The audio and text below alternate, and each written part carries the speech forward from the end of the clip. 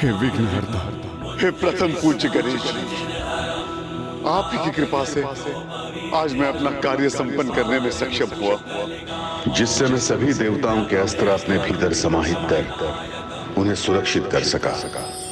हे कृपा निधान, मेरी और एक विनती है आपसे, अपने महागणाधिपति स्वरूप में दर्शन देने का सौभाग्य प्रदान कर मुझे कृतार्थ कीजिए प्रभु।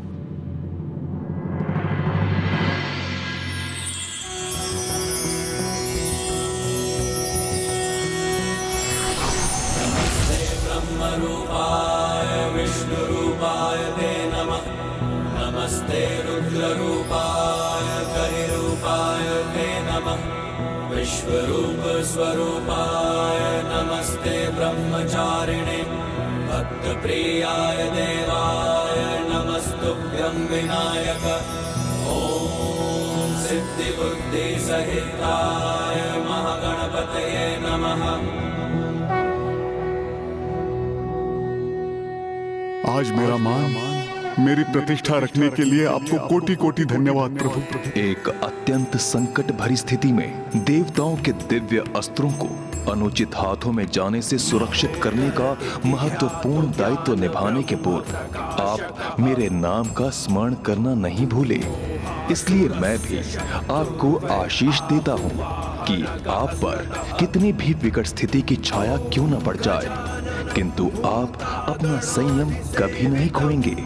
और मैं ये भी घोषणा करता हूँ कि आज से जो भी भक्त नेक कार्य करने के पूर्व श्रद्धा भाव से मेरे नाम का उच्चारण करेगा, मैं अपने पंचमुखी रूप में उसके द्वार पर स्थित होकर किसी भी विघ्न को उस द्वार में प्रवेश नहीं करने दूंगा।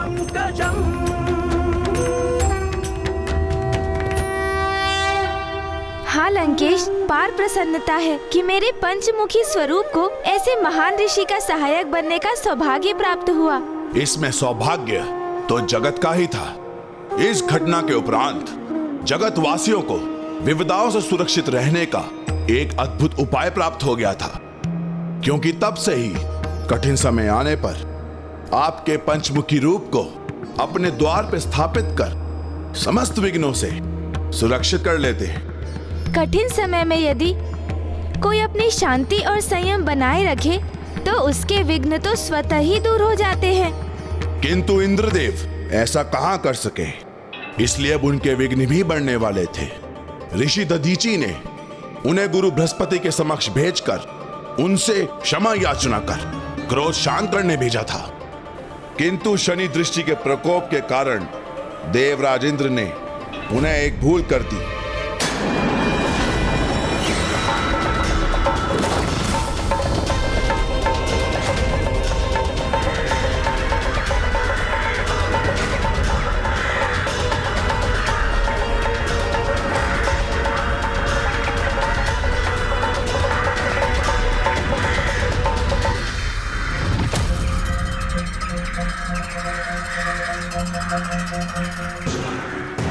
देवराज, हम उचित दिशा की ओर क्यों नहीं बढ़ रहे हैं?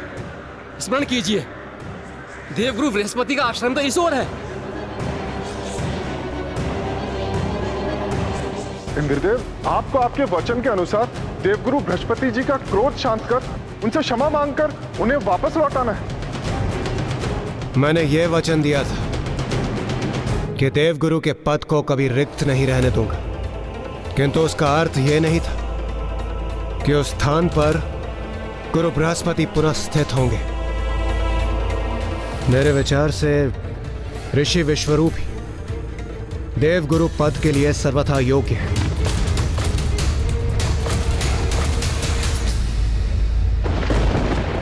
ऋषि विश्वरूप? ऋषि त्वष्टा के पुत्र ऋषि विश्वरूप किसी समय में गुरु असुर के पद पर प्रतिष्ठित थे, किंतु अब असुरों ने उन्हें अपने गुरु असुरों के सम्मान से मुक्त कर दिया था। और अब देवराज इंद्र उन्हें देवगुरु के पद पर प्रतिष्ठित करना चाहते थे। शनिदेव की दृष्टि पड़ने पर जो संयम धारण नहीं करता वह सदैव अनुचित निर्णय ही लेता है, क्योंकि देवराज का यह अनुचित निर्णय उनके लिए अत्यंत हानिकारक होने वाला था। देवराज, यदि आप वचन दें कि जिस प्रकार का अपमान आपने ऋषि बृहस्पति का किया था, वैसा अनुचित व्यवहार आप मेरे पुत्र के साथ नहीं करेंगे, तो उस अवस्था में ऋषि विश्वरूप देवगुरु के पद पर स्थापित हो सकते हैं। आप निश्चिंत रहिए ऋषिवर। मैं देवराज इंद्र आपको यह वचन देता हूं, आपके पुत्र ऋषि विश्वरूप देवगुरु के स्थान पर प्रतिष्ठित होंगे और हम देवता कभी भी उनका कोई अपमान नहीं करेंगे। किंतु स्मरण रखिएगा, मैं अपने पुत्र का कोई भी अपमान कदापि सहन नहीं करूंगा। ऐसी अवस्था में मेरे क्रोध से भयंकर और विकराल कुछ नहीं होगा, और यदि मेरा क्रोध जागृत हुआ तो कोई शेष नहीं रहेगा।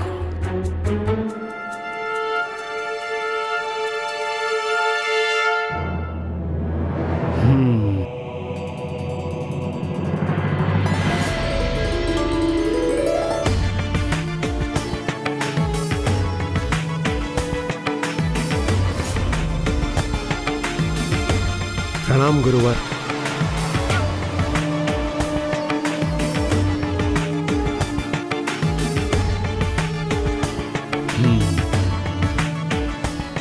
मैं ऋषि त्वष्ट का पुत्र ऋषि विश्वरूप देवगुरु का पद स्वीकार करता हूं और एक शक्ति प्राप्ति यज्ञ के आयोजन से मैं इस नवीन कर्तव्य के निर्वहन का आरंभ करूंगा। इसीलिए आप सभी जाकर यज्ञ की तैयारी कीजिए।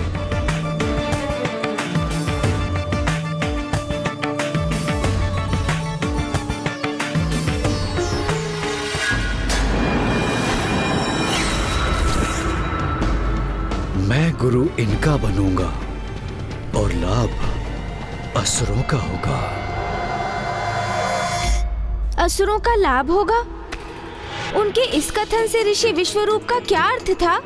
ऋषि विश्वरूप के मन में अभी भी असुरों के लिए स्नेह शेष था, इसलिए उनका लाभ कर स्वयं को गुरु पद पर स्थायी रूप से स्वीकार करवाना चाहते थे। किंतु ये तो छल था। हाँ गौरी पुत्र, ऋषि विश्वरूप देवताओं के यज्ञ से प्राप्त हुई शक्तियों को असुरों में बांट देते थे। फिर एक दिवस देवराज इंद्र ने उन्हें ऐसे करते देख लिया, जिसके उपरांत एक सर्वनाशी स्थिति उत्पन्न हो गई।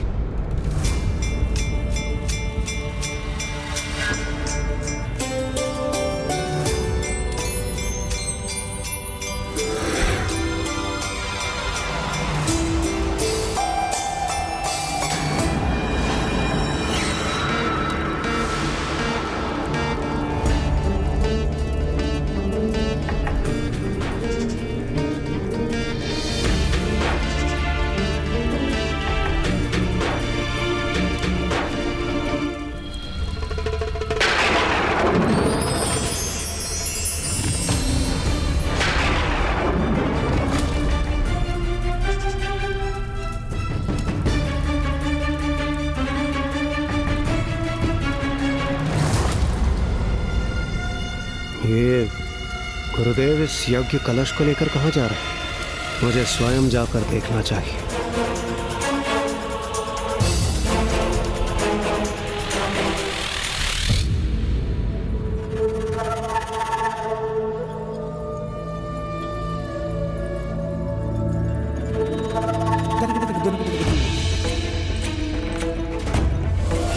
देवराज इंद्र ने आवेश में आकर ऋषि विश्वरूप का वध कर दिया और स्वयं पर ब्रह्म हत्या का दोष ले लिया।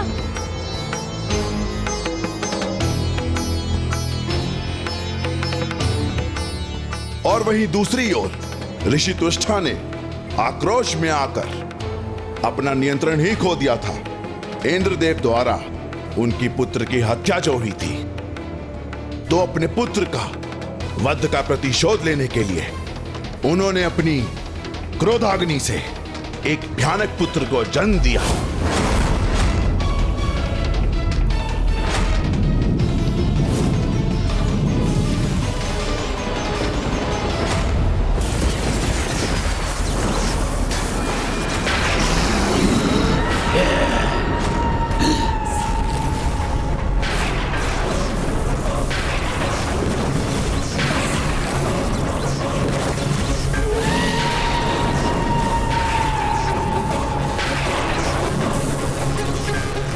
महाशक्तिशाली वृत्तासुर, मेरे पुत्र,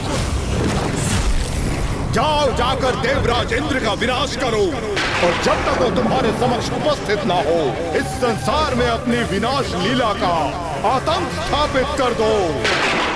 जो आज्ञा पिताश्री।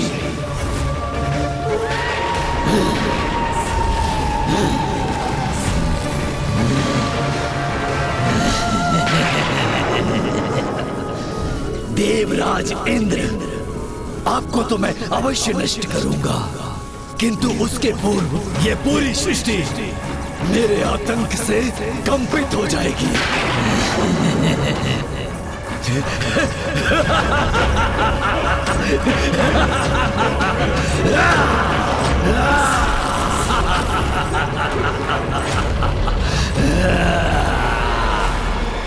वृत्तासुर का जन्म तो देवराज इंद्र के अंत के लिए हुआ था, किंतु वो ऋषि दधीची के अंत का कारण बने। ऋषि दधीची का अंत?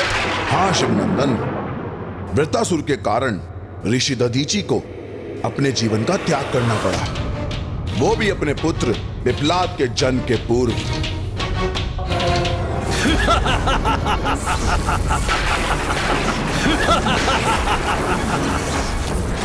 तो मुझे बताइए लंकेश, फिर आगे क्या हुआ? क्या ऋषि दधीची को भी ये ज्ञात हो गया था कि वो भयंकर असुर वृत्रासुर उनकी मृत्यु का कारण बनने वाला है?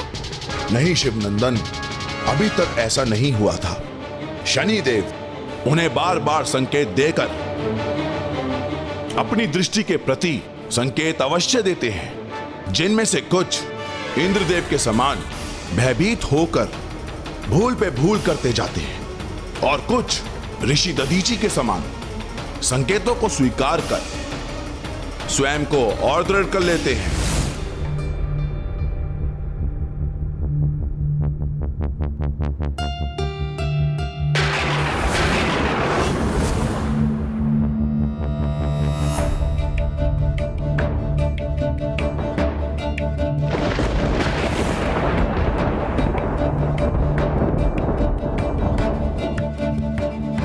सावधान रहिएगा ऋषवर, मेरी दृष्टि तो अभी तक आप पर ही टिकी है, पीछा कर रही है आपका।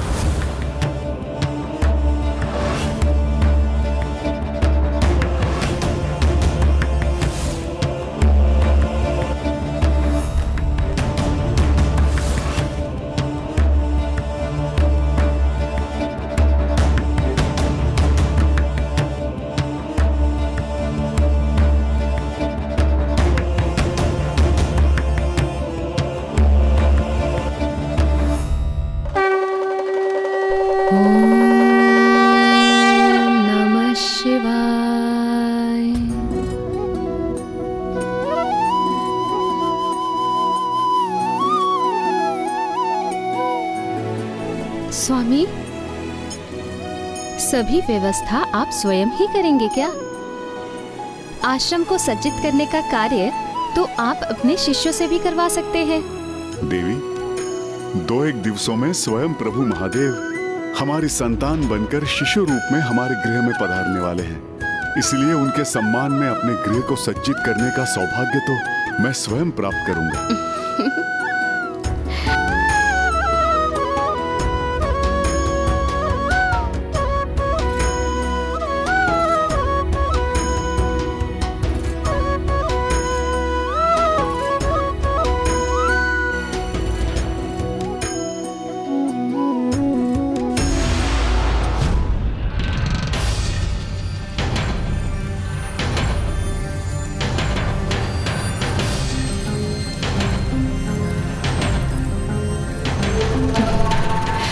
स्वामी को इतना आनंदित देखकर मेरा मन भी अत्यंत हर्षित है।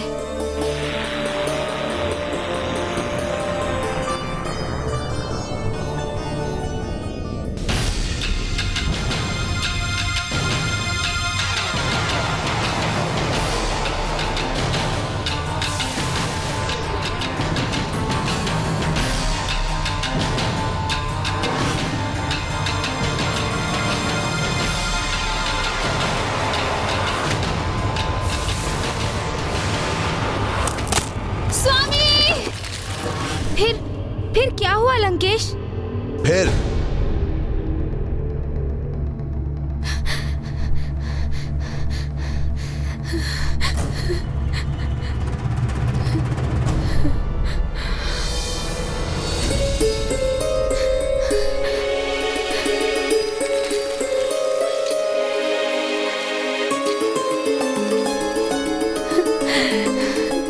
स्वामी, आप कुशल तो है?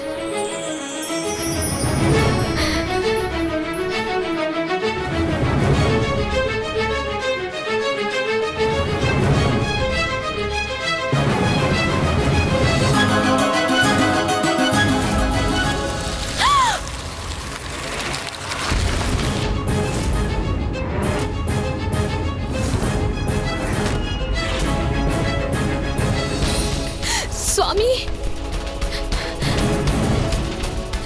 ये सब क्या है? कैसे अशुभ संकेत है ये, जो बार बार उत्पन्न होकर ये संदेश दे रहे हैं कि हमारे परिवार पे कोई बहुत बड़ा संकट छाने वाला है। स्वामी, मेरे मन में अनेकों आशंकाएं उत्पन्न हो रही है।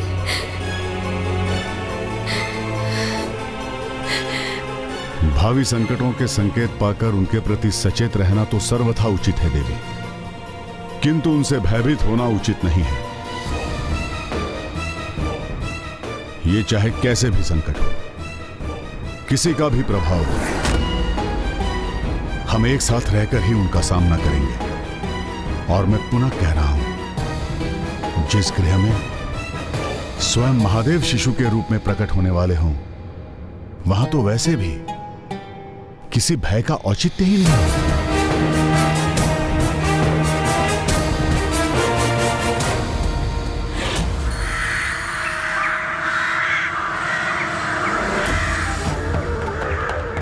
मैं किसी भी अवस्था में अपना संतुलन खो बैठूं, यह असंभव है। अपनी कथनी को करनी में बदलना अत्यंत कठिन होता है ऋषिवर। बुरी परिस्थिति का सामना होने पर श्रेष्ठ पुरुष भी विचलित होकर सुपथ से भटक जाते हैं। मेरे समक्ष कैसा भी संकट क्यों ना आ जाए, मैं तो अपने मूल स्वभाव पर स्थिर रहकर धर्मोचित कर्म ही करूंगा। ऋषिवर, अभी तक आपने अपना धैर्य और संतुलन नहीं खोया, किंतु भविष्य में तो मैं आपकी और भी कठिन परीक्षा लेने आ रहा हूं। कर्म फलदाता शनिदेव।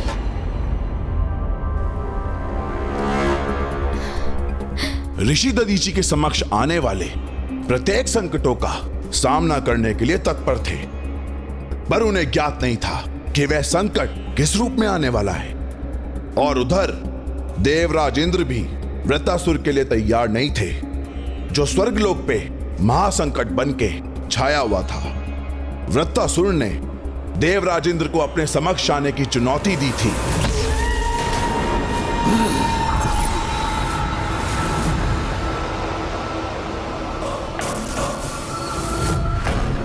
मेरे समक्ष आकर मेरा सामना करो इंद्रदेव, अन्यथा तुम्हारे स्वर्गलोक को मैं अदृश्य कर दूंगा। किंतु देवराज इंद्र में इतना साहस कहां था, वो तो स्वर्गलोक छोड़कर ही भाग गए थे। नहीं, अपनी इस शस्त्रहीन अवस्था में मेरा अथवा अन्य देवताओं का इसके समक्ष जाना उचित नहीं होगा। बस इंद्रदेव, अब मैं तुम्हारे स्वर्गलोक से बाहर आने की प्रतीक्षा नहीं करूंगा। यदि तुम स्वर्गलोक से बाहर नहीं आए तो मैं तुम्हारे स्वर्गलोक को ही मिटा दूंगा। अपनी चुनौती का उचित उत्तर ना पाकर वृत्रासुर ने स्वर्गलोक को ही निगल लिया।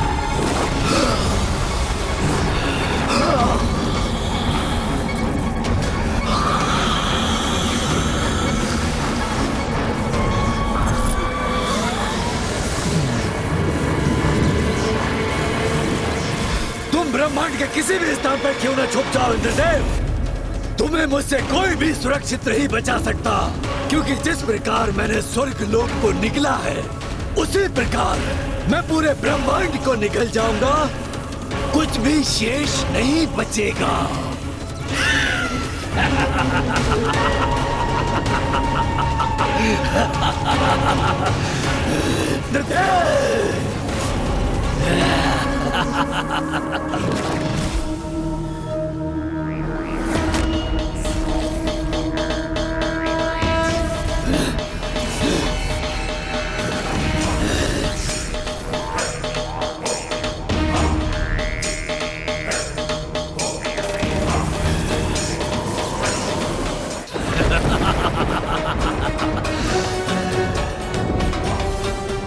आप मेरी दृष्टि से छिप नहीं सकते।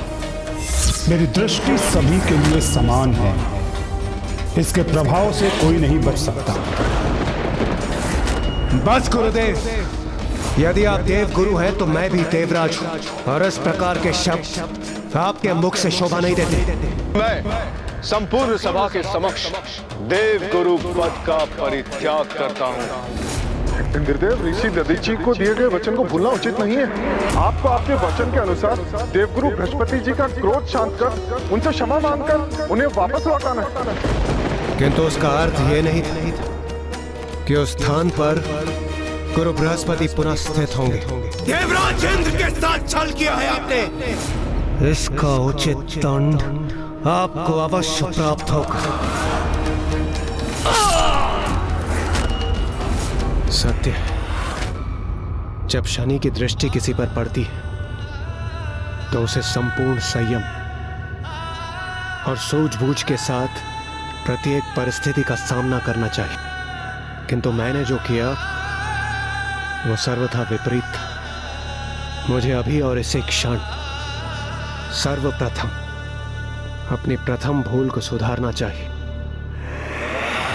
स्वर्गलोक का लुप्त होना तो एकमात्र आरंभ था, क्योंकि वृत्तासुर संपूर्ण ब्रह्मांड को निगलने के लिए तत्पर था, और ऐसे समय में अपने गुरु, अपने अस्त्र और अपने लोक को खोने के उपरांत देवराज इंद्र का विवेक अवश्य जागृत हुआ, किंतु वो अपनी भूल को सुधारने का अवसर खो चुके थे, क्योंकि बहुत देर हो गई थी। लीजिए लंकेश, जल ग्रहण कीजिए। मेरी माँ तो सदा कहती हैं कि अपनी भूल सुधारने के लिए जो उचित है वो करने के लिए देर कभी नहीं होती। किंतु फिर कुछ ऐसे भी उदाहरण हैं जहाँ उचित और अनुचित का भेद भूलकर कार्य व्यक्तिगत स्वार्थ से किया जाता है, किंतु दिखावा भक्ति का होता है। वहाँ कोई सुधार कैसे संभव है? ये आप किसके संदर्भ में कह रहे हैं पार्वती नंदन? नहीं नहीं लंकेश जी, मैं तो मात्र इस बात को रहने दीजिए। मुझे तो आप ये बताइए कि क्या सत्य में देवराज इंद्र को अपनी भूल का आभास हुआ और उन्होंने उसे सुधारने का निर्णय लिया?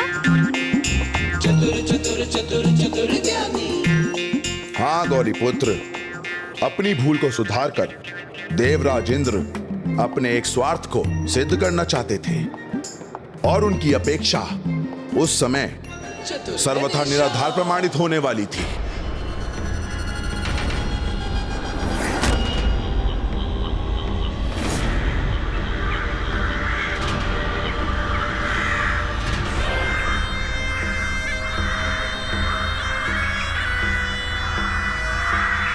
शनिदेव की दृष्टि तो अब भी मेरा पीछा कर रही है।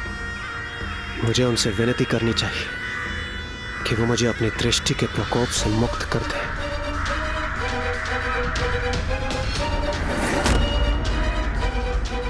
हे शनिदेव, मैं अपने समस्त दोषों को स्वीकार कर उन्हें सुधार लूंगा, और जो भूल मुझसे हुई है उसके लिए मैं क्षमा याचना करूंगा। और मैं आशा करता हूं मेरे ऐसा करने से मुझ पर पड़ी आपकी दृष्टि का प्रकोप क्षीण पड़ जाएगा।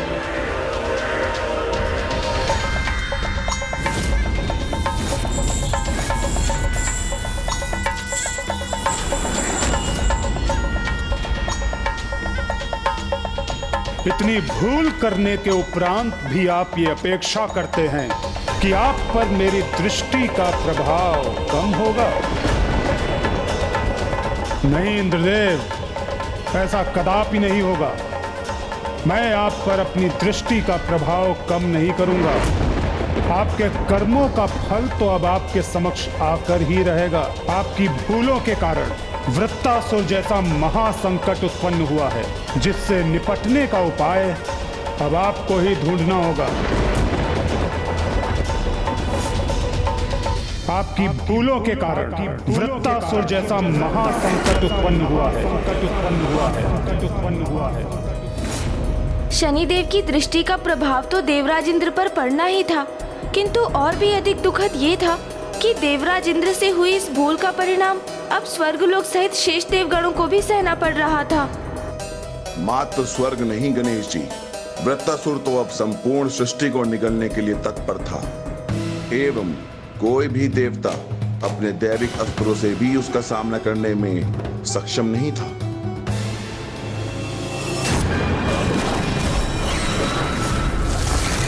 वृत्तासुर एक ऐसा संकट बनकर सामने आया जिससे संपूर्ण सृष्टि पर ही संकट आ खड़ा हुआ। पूर्व में उसने मात्र स्वर्ग को ही अपने धूम्र में निगला था, अब वो संपूर्ण सृष्टि को अपने धूम्र में निगल रहा था, और यही बनने जा रहा था स्वयं ऋषि दधीची के लिए भी एक महासंकट।